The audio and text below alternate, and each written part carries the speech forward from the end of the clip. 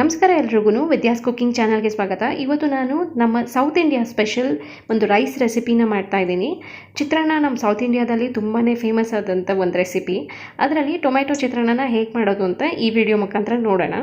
ತುಂಬ ಜನಕ್ಕೂ ಇದು ಗೊತ್ತಿರುತ್ತೆ, ಗೊತ್ತಿಲ್ಲದಿರೋರಿಗೆ ಇದೊಂದು ಉಪಯೋಗ ಆಗುವಂಥ ವಿಡಿಯೋ ಇದು. ವಿಡಿಯೋ ಶುರು ಮಾಡೋದಕ್ಕಿಂತ ಮುಂಚೆ ನೀವಿಂದ ನನ್ನ ಚಾನಲ್ಗೆ ಸಬ್ಸ್ಕ್ರೈಬ್ ಆಗಿಲ್ಲ ಅಂದರೆ ಕೂಡಲೇ ಸಬ್ಸ್ಕ್ರೈಬ್ ಮಾಡ್ಕೊಳ್ಳಿ. ಹಾಗೆ ಪಕ್ಕದಲ್ಲೇ ಬರುವಂಥ ಗಂಟೆನ ಬಡಿಯೋದನ್ನು ಮರಿಬೇಡಿ. ಈಗ ಮಾಡೋ ವಿಧಾನ ಅಂತೂ ತುಂಬಾ ಸುಲಭ. ಹೇಗೆ ಮಾಡೋದು ಅಂತ ನೋಡೋಣ. ಮೊದಲನೇದಾಗಿ ಒಂದು ಬಾಣಲಿನ ಸ್ವಲ್ಪ ಬಿಸಿ ಮಾಡಿಕೊಂಡು, ಈ ಬಿಸಿ ಆಗಿರುವಂಥ ಬಾಣಲಿಗೆ ಸ್ವಲ್ಪ ಎಣ್ಣೆನೂ ಸೇರಿಸ್ಕೊಂಡು, ಹಾಗೆ ಇದರಲ್ಲಿ ಕಡಲೆಕಾಯಿನ ಹುರಿದು ಸೆಪ್ರೇಟಾಗಿ ಎತ್ತಿಟ್ಕೊಳ್ತೀನಿ. ಇದು ನಾನಿಲ್ಲಿ ಒಂದು ಹಿಡಿಯಷ್ಟು ಕಡಲೆಕಾಯಿನ ಚೆನ್ನಾಗಿ ಕ್ರಿಸ್ಪ್ ಆಗೋ ರೀತಿಯಲ್ಲಿ ಹುರಿದು ಸಪ್ರೇಟಾಗಿ ಒಂದು ತಟ್ಟೆಗೆ ಎತ್ತಿಟ್ಕೊಳ್ತಾ ಇದ್ದೀನಿ. ನೀವು ನಿಂಬೆಹಣ್ಣು ಚಿತ್ರಾನ್ನ ಮಾಡಬೇಕಾದ್ರೆ ಒಗ್ಗರಣೆಗೆ ಕಡಲೆಕಾಯಿ ಹಾಕ್ಕೊಂಡು ಹಾಗೆ ರೆಡಿ ಮಾಡಿಕೊಂಡ್ರೂ ನಡೆಯುತ್ತೆ. ಆದರೆ ಟೊಮೆಟೊ ಚಿತ್ರಾನ್ನ ಮಾಡಬೇಕಾದ್ರೆ ಈ ರೀತಿಯಲ್ಲಿ ಮಾಡ್ಕೊಳ್ಳಿ. ಆಗ ತುಂಬ ಸಾಫ್ಟಾಗಿ ಕಡಲೆಕಾಯಿ ಆಗೋದಿಲ್ಲ, ಕ್ರಿಸ್ಪಿನೆಸ್ ಹಾಗೆ ಉಳ್ಕೊಳ್ಳುತ್ತೆ. ಈ ರೀತಿ ಆಗಿದ್ದಾದಮೇಲೆ ಇದೇ ಬಾಣಲಿಗೆ ನಾವು ಒಗ್ಗರಣೆ ಮಾಡ್ಕೊಳ್ಳೋಣ. ಸ್ವಲ್ಪ ಎಣ್ಣೆನ ಕಮ್ಮಿ ಮಾಡಿಕೊಂಡು ಇದೇ ಬಿಸಿ ಹಾಕಿರುವಂಥ ಎಣ್ಣೆಗೆ ಸಾಸಿವೆನ ಸೇರಿಸ್ಕೊಳ್ತಾ ಇದ್ದೀನಿ. ಸಾಸಿವೆಯಲ್ಲಿ ಚೆನ್ನಾಗಿ ಚಿಟಪಟ ಅಂತ ಚಿಟುಕೊಟ್ಟಿದ ನಂತರ ನಾನು ಇದಕ್ಕೆ ಜೀರಿಗೆನ ಸೇರಿಸ್ಕೊಳ್ತೀನಿ.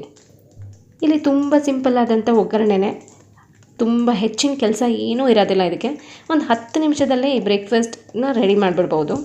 ಜೀರಿಗೆನೂ ಸೇರಿಸಿದ ನಂತರ ನಾನು ಇದಕ್ಕೆ 1 ಟೇಬಲ್ ಸ್ಪೂನಷ್ಟು ಕಡಲೆಬೇಳೆನ ಸೇರಿಸಿದ್ದೀನಿ. ಹಾಗೆ ಒಂದು ಅರ್ಧ ಟೇಬಲ್ ಸ್ಪೂನ್ನಷ್ಟು ಉದ್ದಿನಬೇಳೆನ ಸೇರಿಸಿದ್ದೀನಿ. ಈ ಎಲ್ಲ ಇಂಗ್ರೀಡಿಯೆಂಟ್ನು ಸೇರಿಸಿದ ನಂತರ ಇದನ್ನು ಸ್ವಲ್ಪ ಚೆನ್ನಾಗಿ ಹುರ್ಕೊಳ್ಬೇಕಾಗತ್ತೆ. ಇಲ್ಲಿ ಕಡಲೆಬೇಳೆ ಮತ್ತು ಉದ್ದಿನಬೇಳೆ ಎರಡೂ ಬಣ್ಣ ಬದಲಾಗಬೇಕು. ಈಗ ಇಲ್ಲಿ ಬಣ್ಣ ಬದಲಾಗಿದೆ. ಈಗ ನಾನು ಇದಕ್ಕೆ ಒಣಮೆಣಸಿನ್ಕಾಯಿ 4 ಹಾಗೆ 2 ಕಡ್ಡಿಯಷ್ಟು ಕರಿಬೇವಿನ ಸೊಪ್ಪನ್ನು ಸೇರಿಸ್ಕೊಂಡಿದ್ದೀನಿ. ಒಣಮೆಣಸಿನ್ಕಾಯಿ ಖಾರ ಎಲ್ಲ ಎಣ್ಣೆಯಲ್ಲಿ ಬಿಡೋವರೆಗೂ ಇದನ್ನು ಚೆನ್ನಾಗಿ ಹುರ್ಕೊಂಡು, ಆನಂತರ ಇದಕ್ಕೆ ಸಣ್ಣಕ್ಕೆ ಹೆಚ್ಚಿಟ್ಟಿರುವಂಥ ಈರುಳ್ಳಿನ ಸೇರಿಸ್ಕೊಳ್ಬೇಕಾಗತ್ತೆ. ನಾನಿಲ್ಲಿ 2 ದಪ್ಪ ಸೈಜಿನ ಈರುಳ್ಳಿನ ಸಣ್ಣಕ್ಕೆ ಹೆಚ್ಚಿಟ್ಕೊಂಡು ಸೇರಿಸ್ಕೊಂಡಿದ್ದೀನಿ.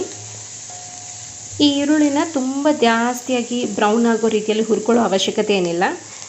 ಸ್ವಲ್ಪ ಬಣ್ಣ ಬದಲಾಗೋ ರೀತಿಯಲ್ಲಿ ಹಾಗೆ ಸಾಫ್ಟ್ನೆಸ್ ಇರೋ ರೀತಿಯಲ್ಲಿ ಹುರ್ಕೊಂಡ್ರೆ ಸಾಕಾಗುತ್ತೆ. ನೋಡಿ, ಈ ಮಟ್ಟಕ್ಕೆ ಆದರೆ ಸಾಕು. ಈಗ ಇದಕ್ಕೆ 2 ದಪ್ಪ ಸೈಜಿನ ಹುಳಿ ಟೊಮೆಟೊನ ಸಣ್ಣಕ್ಕೆ ಕಟ್ ಮಾಡಿ ಇಟ್ಕೊಂಡಿರೋದನ್ನು ಸೇರಿಸ್ಕೊಳ್ತಾ ಇದ್ದೀನಿ.